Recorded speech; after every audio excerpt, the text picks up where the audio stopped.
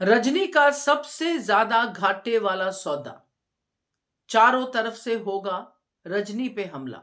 नमस्कार दोस्तों, स्वागत है आपका आपके अपने चैनल हंग्री स्पिरिट्स में। हंग्री स्पिरिट्स देख रहे सारे दर्शकों का मैं अंजू शर्मा दिल से स्वागत करती हूँ। ये जो सौदा रजनी ने किया है, इस पे रजनी ने भी अपना सब कुछ दांव पे लगाया है।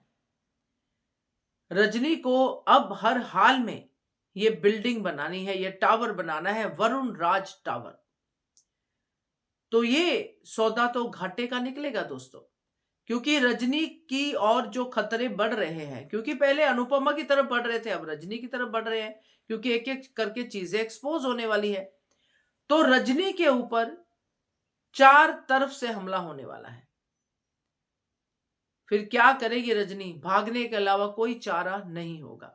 बात करते हैं पहले वही निवेदन, जिन्होंने अभी तक चैनल को सब्सक्राइब नहीं किया है कर लीजिए, साथ में दोस्तों बेल आइकॉन दबाइएगा ताकि आपको हमारे वीडियोस के नोटिफिकेशन मिलते रहें। अब रजनी ने यहाँ पे सब कुछ दाव पे लगा दिया है। पैसा तो वो कमा रही है, उसके लिए वो चालें चल रही है। अब पैसा तो दाव पे नहीं लगाया है, पैसा तो उसने पराग कोठारी का दाव पे लगाया है।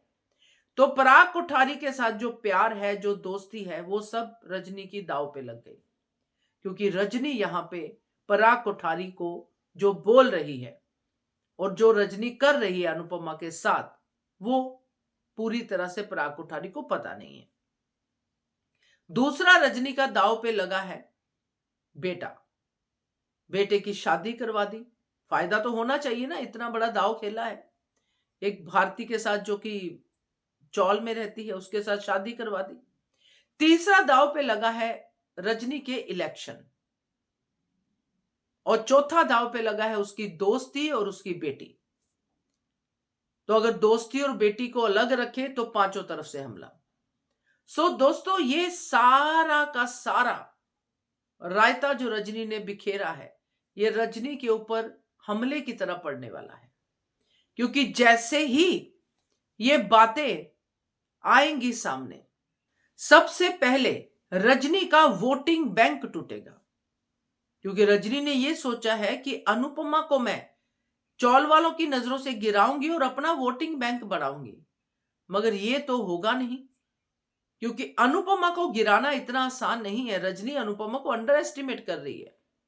वो बैक पाइपर की कहानी सुना रही है पराग कोठारी को कि वो बजाता है और पीछे पीछे चूहे आ जाते हैं, तो जनता को वो चूहे समझ रही है, जबकि जनता चूहे नहीं है, ना ही अनुपमा बैक पाइपर है। अनुपमा जो करती है वो लोगों के लिए, भलाई के लिए करती है। तो ये स्टोरी तो यहीं पे रद्द हो जाएगी। हाँ, लोग अनुपमा की बातें मानेंगे, उसकी बात समझेंगे, तभी तो अनुपमा को लीडर चुनेंगे, रजनी को नहीं। तो रजनी की जगह अनुपमा लीडर बनेगी। वो अनुपमा को कहेंगे कि अनुताई आप इलेक्शन लड़ो, हमारे लिए आप ही हमारी सबसे बड़ी नेता हो। वरुण हारा, प्यार हारा, नेतागिरी हारी, और बचेगी प्रेरणा और अनुपमा की दोस्ती। वो तो उसी झटके में टूट जाएगी जब रजनी का सच अनुपमा के सामने आएगा कि ये तो डे वन से, जिस दिन इसने मुझे कहा कि मुझे बचपन की सहेली मिल गई, तब से लेके अब तक ये तो मेरे साथ खेल ही खेल रही है। ये कौन सी दोस्त है? ऐसी दोस्त कौन होती है? ऐसी दोस्ती कौन निभाता है? ये सारी बातें कहेंगी और प्रेरणा एंड में अपना मोहर लगाएगी कि मैंने तो पहले ही कहा था कि मेरी मां मगरमच्छ है। ऐसी मां भगवान किसी को ना दे। तो जो प्रेरणा की ऑलरेडी नफरत है, उसमें और इजाफा हो जाएगा जब ये सब कहानी सामने आएगी। तो रजनी को तो ये सौदा बहुत ही घाटे का रहेगा, क्योंकि जो सौदा उसके लिए सबसे बड़ा फायदा होने वाला था, वही सौदा उसको पूरी तरह से डुबो देगा, रजनी का नामो निशान मिटा देगा। तो ये आगे की कहानी दिख रही है दोस्तों। क्या कहते हो आप? कमेंट कीजिएगा। देखते रहिए channel hungry spirits. Thank you so much.